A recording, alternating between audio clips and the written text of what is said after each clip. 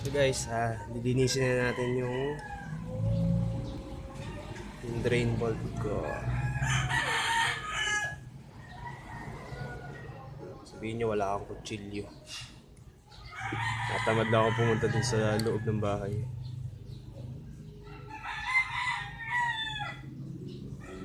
Ay, matatanggal din ako.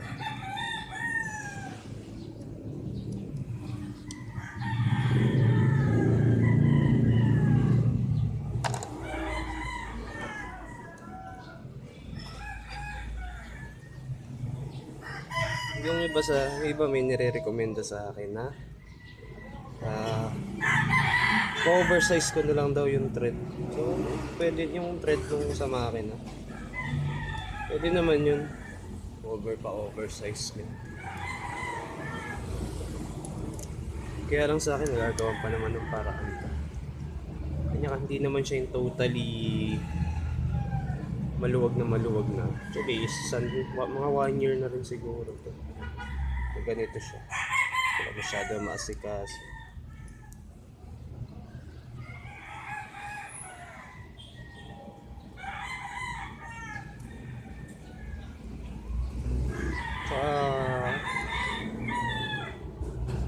At least ma-share ko tong siguro marami rin sa inyo nakakaalam na rin ng ganito. O nagawa nyo na rin to dati.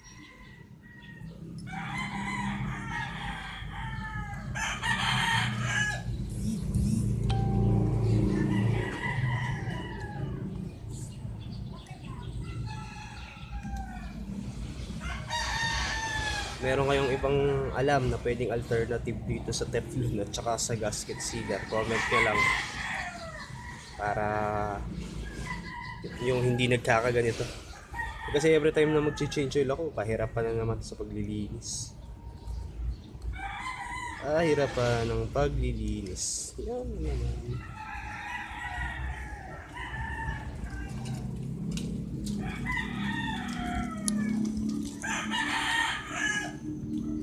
Kailangan yung lapat dun sa makin para di mag-leak.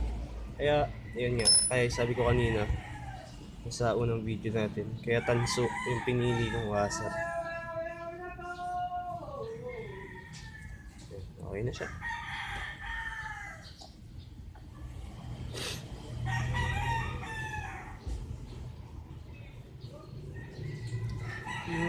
Naalala ko dati, kaya tinesting namin yung Teflon at saka yung gasket sealer. Kalagitnaan kami ng biyahe. Babiyahe kami noon papuntang Sagada. Yung mismong kinagabihan bago kami umalis, nag-change oil ako.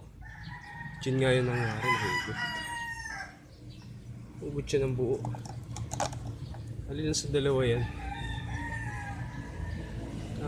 Habang nag-rides kami, bumabiyahe kami papunta doon, naglilik yan o hindi na lang ako sasama. Kaya sinugal ko na lang nun. Pero every time na mag-stop over kami, chinecheck ko kung naglilik pa siya o ano. Swerte. Dahil ko swerte ka ako hindi siya nag-leak. Sige, pagpatuloy natin to. Ay, gusto pala yung Teflon ko.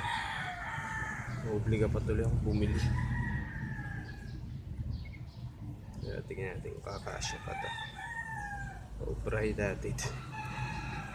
Hindi na kasya lang guys, bibili muna tayo ng Teflon.